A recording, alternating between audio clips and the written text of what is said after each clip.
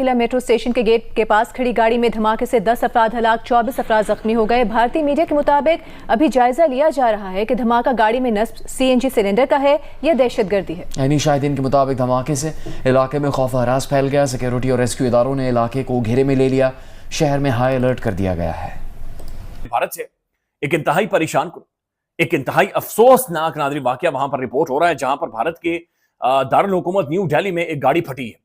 ये गाड़ी नाज़रीन इतनी शदीद फटी है कि पूरी दिल्ली में नाज़रीन इसकी गूंज हुई है और नुकसान हुआ है, बड़ा शदीद नुकसान हुआ है। अभी तक की इतलात के मुताबिक जो बैनुल अक़वामी मीडिया रिपोर्ट कर रहा है, गोदी मीडिया नहीं, इंटरनेशनल मीडिया रिपोर्ट कर रहा है कि तकरीबन 8 लोगों की जानें चली गई हैं, 1 दर्जन से ज्यादा लोग जख्मी हो गए हैं और बेशुमार गाड़ियां हैं उन्हें आग लग गई है, बेशुमार रिक्शे थे उन्हें आग लग गई है।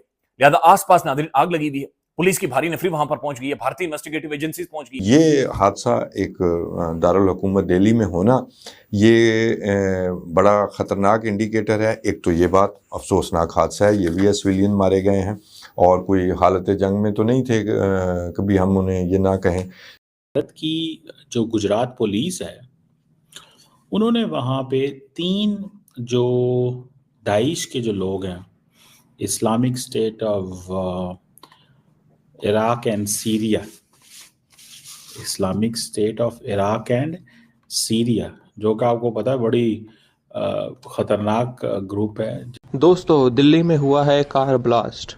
आप सब जानते हैं कि इसमें आतंकी मसूद का नाम सामने आ रहा है।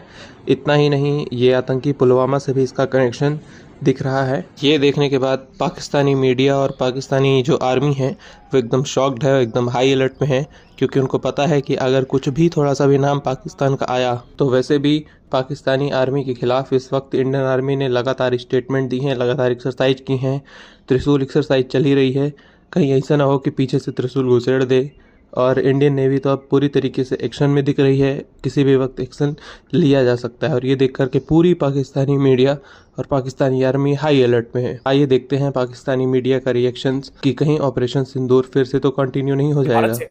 एक इंतहाई परेशान को एक इंतहाई अफसोसनाक नाज़रीन वाकया वहां पर रिपोर्ट हो रहा है, जहां पर भारत के दारुल हुकूमत न्यू दिल्ली में एक गाड़ी फटी है। ये गाड़ी नाज़रीन इतनी शदीद फटी है कि पूरी दिल्ली में नाज़रीन इसकी गूंज हुई है और नुकसान हुआ है, बड़ा शदीद नुकसान हुआ है। अभी तक की इतलात के मुताबिक जो बैनुल अक़वामी मीडिया रिपोर्ट कर रहा है, गोदी मीडिया नहीं, इंटरनेशनल मीडिया रिपोर्ट कर रहा है कि तकरीबन 8 लोगों की जानें चली गई हैं, 1 दर्जन से ज्यादा लोग जख्मी हो गए हैं और बेशुमार गाड़ियां हैं उन्हें आग लग गई है, बेशुमार रिक्शे थे उन्हें आग लग गई है। लिहाजा आसपास नाज़रीन आग लगी हुई है।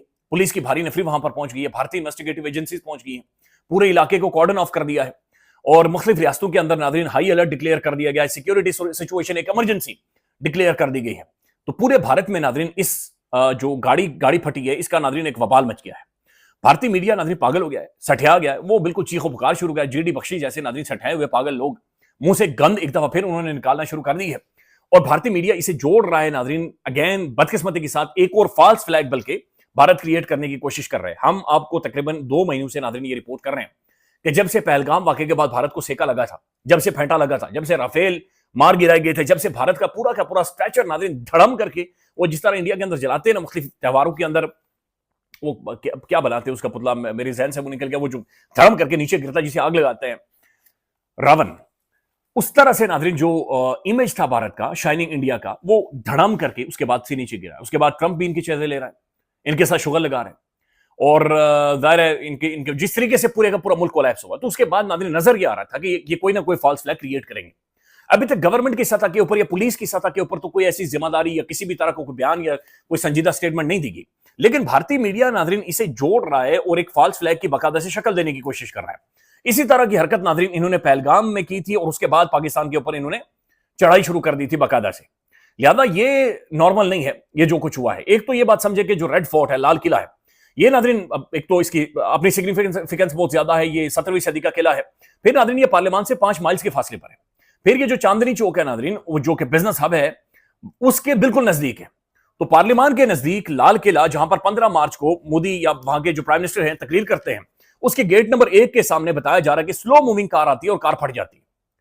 कार फट जाती है, 8 लोग जान से गए हैं और तकरीबन 1 दर्जन से ज्यादा लोग नाज़रीन जख्मी हो गए। पहले तो नाज़रीन इंतहाई हमदर्दी और अफसोस जिन लोगों की जाने गई, आम लोग हैं नाज़रीन, कोई पता नहीं किधर मजदूरी कर रहा था, कोई स्कूल से आ रहा था, कोई कॉलेज से आ रहा था, कोई कहीं पढ़ा कर आ रहा था, कोई ट्यूशन पढ़ा कर आ रहा था, बहरहाल जो भी सूरत हाल थी नाज़रीन, ये वहां से वापस आ रहे थे और ये गाड़ी फटी है। महसूस ये हो रहा है, जो अभी तक तासुर मिल रहा है नाज़रीन, कि गाड़ी के अंदर कोई सिलेंडर फटा है या सीएनजी किट फटी है या फिर उसका कोई अपना मैकेनिकल फेलियर था जिसकी वजह से ये सब कुछ हुआ है। लेकिन ये वो है जो नाज़रीन बैनुल अक़वामी मीडिया भी रिपोर्ट कर रहा है और जो वहां पर गाड़ियों को देखकर और सूरत हाल को देखकर जो तासुर मिल रहा है कि वो यही है। लेकिन इंडियन मीडिया ये रिपोर्ट नहीं कर रहा। भारतीय मीडिया नाज़रीन इसे जोड़ रहा है एक बड़े भयानक खेल के साथ जो कि इन्होंने बाकायदा से खेलने की कोशिश की है। और वो क्या है?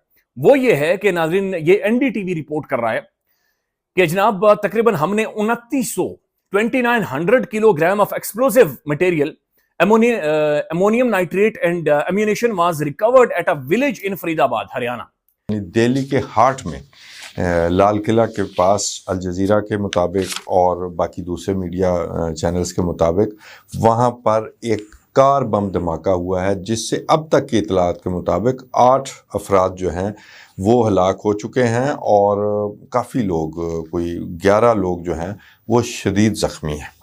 अच्छा, ये तो बड़े अरसे से ये बात कही जा रही थी कि जी ये दोबारा से कुछ इंडिया में हो सकता है, दोबारा से हो सकता है।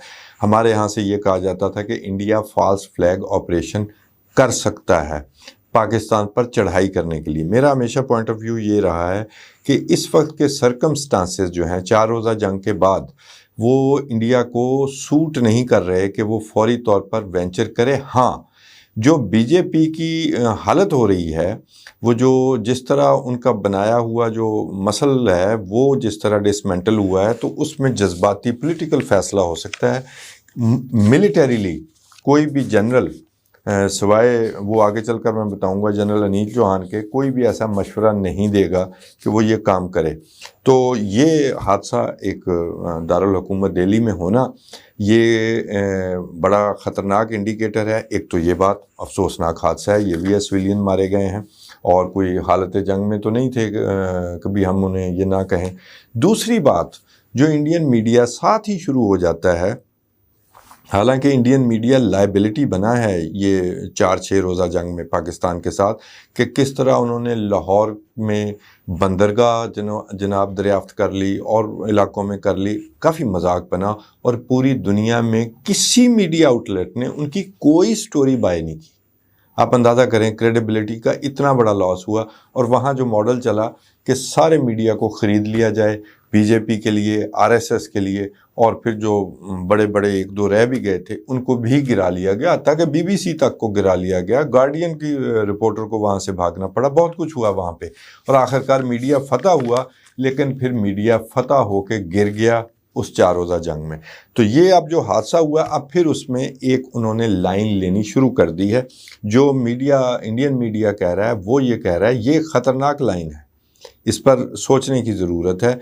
वो ये है कि जी एक जम्मू और कश्मीर में फरीदाबाद के इलाके में एक जो है ना नेटवर्क जैश मोहम्मद साथ उन्होंने ऐड किया है, और अलकायदा या ISS के कहते हैं उसे, उसका जो है ना एक भारतीय जो इंटेलिजेंस ने या और भारतीय एजेंसीज़ ने और सिक्योरिटी फोर्सेस ने मिलकर जनाब एक नेटवर्क पकड़ा। एक डॉक्टर के घर से 2900 किलोग्राम IED बनाने वाला बारूदी मवाद और बहुत सारा असला, एम्यूनेशन और ये सारा कुछ पकड़ा है। और ये उसके रिएक्शन में जो है ना, ये जैश ने या अलकायदा ने या ISS ने ये जनाब यहाँ पर ये धमाका करवा दिया है। अभी तहकीकात कोई नहीं हुई, इंडियन गवर्नमेंट ने जो है कोई बात नहीं की, लेकिन लाइन लेनी शुरू कर दी है। ये लाइन बिलावजह नहीं ली जाती। तो दोस्तों, आप लोगों को कैसा लगा पाकिस्तानी मीडिया का रिएक्शन, और जिस तरीके से पाकिस्तानी एनालिस्टों की छुट्टी पड़ी है और जिस तरीके से पाकिस्तानी मीडिया बात कर रही है, उससे लग ही रहा है कि इंडिया अगर कहीं से भी पाकिस्तान का नाम सामने आता है या टेररिस्ट अटैक का सामने आ रहा है, जो कि अभी पता चल रहा है कि हाफिज सईद के किसी आदमी ने किया है, अगर ऐसा सामने आ रहा है तो ये पाकिस्तान के लिए खतरे की घंटी है, क्योंकि ऑपरेशन सिंदूर 2.0 फिर से शुरू हो सकता है। और ये बात पाकिस्तानी मीडिया जानता है। पाकिस्तानी आर्मी भी कई दिनों से चिल्ला रही थी कि कहीं इंडिया फिर से ना अटैक कर दे। तो क्या ये बेस बनेगा दिल्ली का कार ब्लास्ट फिर से ऑपरेशन सिंदूर 2 का स्टार्ट होने का?